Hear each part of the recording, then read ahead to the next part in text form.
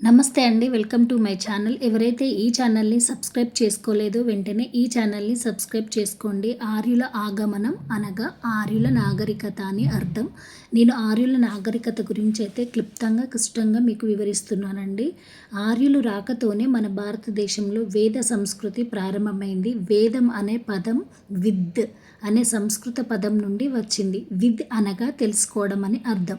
మన భారతదేశానికి దండయాత్ర చేసింది మొట్టమొదటి వ్యక్తులు కూడా ఆర్యులేనండి. వీరి రాకతో మన దేశంలో సంస్కృతితో పాటు సంస్కృతి భాష కూడా అభివృద్ధి చెందిందండి. పట్టణ నాగరికత అండి. మురుగునీటి పారుదల కలిగిన ప్రపంచ తొలి నాగరికత ఆర్యుల పట్టణం అండి. ఆర్య అనగా పూజనీయుడు అని అర్థం. విద్ అనగా జ్ఞానము, వేదాలు 4.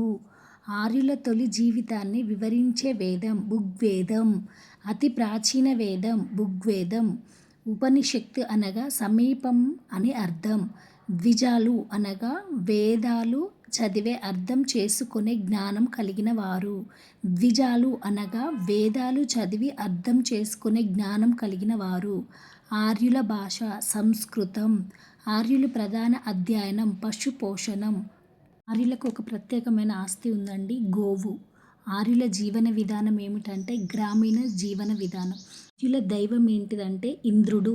వాళ్ళు పూజించేది ఏంటిదంటే అగ్ని, వనరుడు, సూర్యుడు, చంద్రుడు, వాయువు, రుద్రుడిని పూజించేవాళ్ళు. అంతేకాదు వీళ్ళకు ఒక సభ అనేది ఉండేది, ప్రజాప్రతినిధి సభ. దానికి సభ సమితి అని పేరు కూడా పెట్టుకున్నారు. వీళ్ళు చెల్లించే పన్ను ఏంటిదంటే బాగా బలి. వేదకాల విభజన అండి. ఆర్యుల కాలాన్ని 2 భాగాలుగా విభజించారు. ఒకటి ప్రాథమిక వేదకాలం, రెండవది ఉత్తర వేదకాలం. క్రీస్తు పూర్వము 1500 నుండి 1000 వరకండి. ప్రధాన పంజాబ్ ప్రాంతంలో ఇది ఉండేది. పశుపోషణ ప్రధాన పద్ధతి అండి వీళ్ళ వృత్తి.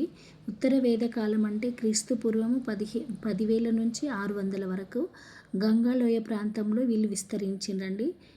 ఇక్కడ చేసేది ఏంటిదంటే వ్యవసాయం అభివృద్ధి ఎక్కువ చేశారు. బెంగాలీ చరిత్రకారుడు ఎస్సి దాస్ సప్త సింధు ప్రాంత ఆర్య ప్రాథమిక నివాసం తనంలో ఋగ్వేద్ ఆఫ్ ఇండియాలో పేర్కొన్నాడండి.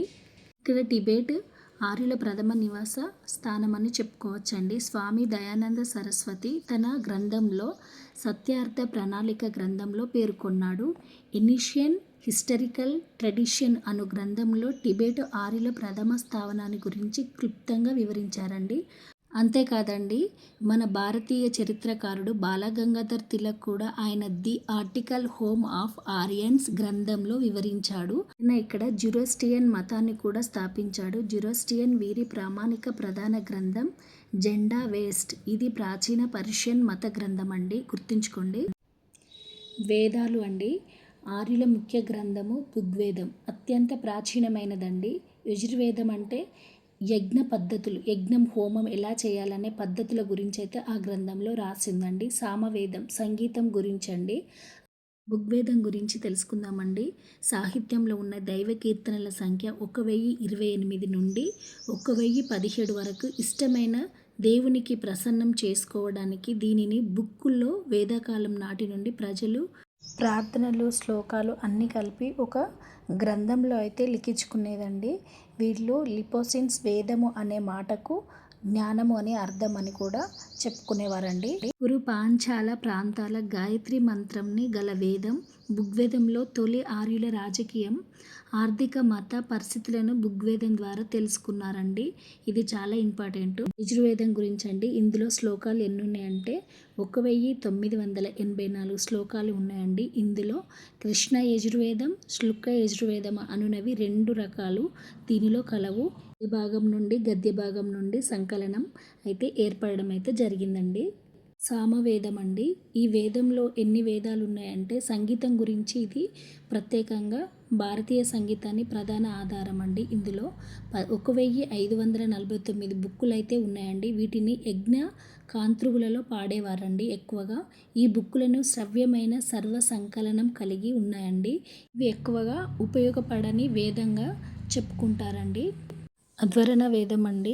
బ్రాహ్మణుడు అను ఒక మనిషి దీనిని రాశాడని అంటారండి. ఇది వైద్యానికి సంబంధించిన వేదం అని. దీనిలో మొట్టమొదటిసారిగా గోత్రం గురించి చెప్పబడ్డదండి. ఈ గోత్రం పదమును పేర్కొన్న వేదం అధ్వర్ణ వేదం. గోత్రం మలివేద కాలంలో ఆచరణలోకి వచ్చిందండి. గోత్రం అనగా కుటుంబానికి చెందిన సమస్త గోవులను ఉంచే గోశాల అనే అర్థము. ఇది వ్యవసాయానికి గురించి తెలుపుతుంది. అంతేకాదు అతి ప్రాచీనమైన వైద్య శాస్త్ర గ్రంథాన్ని దీనిని చెప్తారండి. ఇందులో 731 బుక్కులు కూడా ఉన్నాయి. ఇది 20 భాగాలుగా విభజింపబడింది. ఇందులో భూత పిచాలను పారదోలే మంత్రతంత్రాలు కూడా ఉన్నాయండి. గుర్తుంచుకోండి. ఎన్ని వేదాలు ఉన్నాయంటే 731 బుక్కులు ఉన్నాయండి వేదాల గురించి వివరించేటి. ఆర్యుల కాలంలో రాజకీయ వ్యవస్థ అండి. రాజు ప్రధాన పాలకుడు, సభా సమితి అనే ప్రజా సభలు ఉండేవి. రాజు అధికారులు పరిమితంగా ఉండేవి. యుద్ధాలు సాధారణంగానే ఉండేవి. కానీ ఇక్కడ రాజుకు సలహాదారుడిగా ఎవరుండేదంటే పురోహితుడు మాత్రమే ఉండేది. ఋగ్వేద కాలంలో అయితే గొప్ప యుద్ధం అయితే జరిగిందని చెప్పుకోవచ్చండి. దాని పేరు దశరథ్న 10 రాజుల యుద్ధం. ఋగ్వేద కాలంలో ఆర్యులు నివసించిన ప్రాంతం సప్తసింధు ఆర్యవర్తనం అండి. ఈ కాలం నాటి ఆర్యులు యుద్ధ దేవుడు ఇంద్రుడు. ఋగ్వేద కాలం నాటి న్యాయాధికారికి గల పేరు మధ్యమాసి. ఋగ్వేద కాలం నుండి గ్రామ న్యాయాధికారి పేరు గ్రామవాదిన్. 10 రాజుల యుద్ధంలో గెలుపొందిన ఆర్యరాజు భారతదేశానికి వాళ్ళు సుదాసుడిపై యుద్ధం జరుపుటకు ముఖ్య కారకుడండి. విశ్వామిత్రుడు భారతదేశానికి రాకపూర్వము ఆర్యులు నివసించిన ప్రాంతం ఇరాన్. ఇట్లా యుద్ధాలు అయితే సాధారణంగానే జరిగాయండి. వర్ణ వ్యవస్థ ఏర్పడిందండి. బ్రాహ్మణులు, క్షత్రియులు, వైశ్యాన్యులు, శూద్రులు ప్రారంభంలో సమానత్వంగా ఉండేవి. కానీ తర్వాత క్రమంలో అసమానతలు పెరిగాయండి.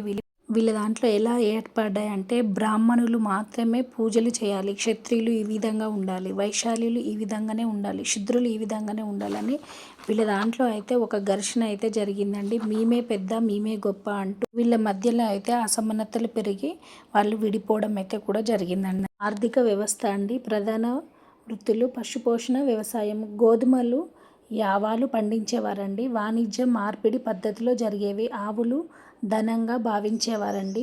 వీరిలో ఎక్కువ గోధుమలు, ఆవాలను ఇతర దేశాలకు ట్రాన్స్పోర్ట్ చేసి మళ్ళీ వాళ్ళకు కావాల్సినవి అక్కడ నుండి వాళ్ళు తెచ్చుకునేది. వీళ్ళకు ఆవులను వాటి ధనంగా భావించేది, దైవంగా మరి కూడా భావించేదండి ఆవులను చాలా. మలివేద కాలంలో అయితే ఆర్యులు మతాన్ని 3 రకాలుగా విభజించారండి.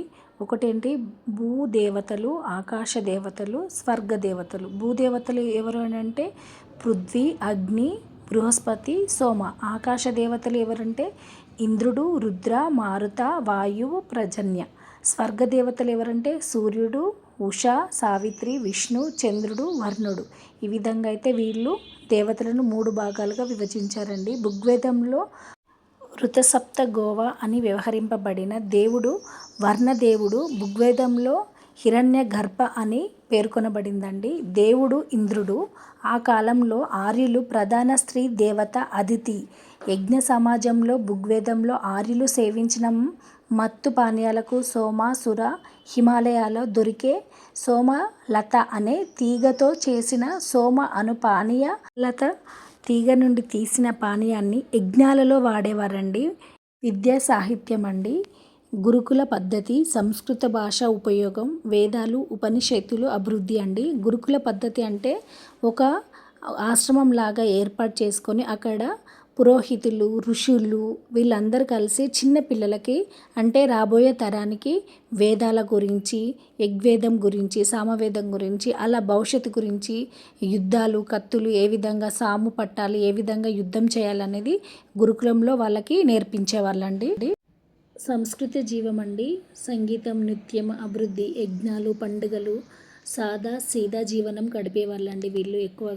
ఎక్కువగా వీళ్ళు నృత్యం గురించి, యజ్ఞాల గురించి, సాహిత్యము వీటి గురించి బాగా ఇంట్రెస్ట్ ఉండేదండి. పిల్లలకు కూడా అవే ఎక్కువగా నేర్పించేవాళ్ళు. మహిళా స్థానం ప్రారంభంలో గౌరవ స్థానం అండి. విద్యా భాగ్యస్వామ్యము తర్వాతి స్థానం నుంచి తగ్గిందండి. ప్రారంభంలో వీళ్ళ కాలము మొదటి స్థానంలో స్త్రీని గౌరవించేవాళ్ళు. స్త్రీకి దేంటిలో అయినా వాళ్ళకి మొదటి స్థానం ఉండేది. విద్యలో కూడా అన్నింటిలో మొదటి స్థానంలోనే ఉండేది విద్యా భాగస్వామ్యం. తర్వాత రాని కాలంలో ఏమైందంటే ఆడవాళ్ళు చదవకూడదు, వంటింటికే పరిమితం కావాలని ఆనాటి నుండే తగ్గడం మొదలుపెట్టిందండి. ఆర్యుల నాగరికత ముఖ్య లక్షణాలు: వేదాలను ఆధారిత సంస్కృతం, గ్రామ జీవనం, యజ్ఞ పద్ధతి, వర్ణ వ్యవస్థ అండి. ఇంతటితో ఆర్యుల జీవనం అయితే ముగిసింది. నేను క్లుప్తంగా మీకు వివరించానని అనుకుంటున్నాను. మన ఛానల్ని లైక్ చేయండి, షేర్ చేయండి, సబ్స్క్రైబ్ చేసుకోండి. Thank you.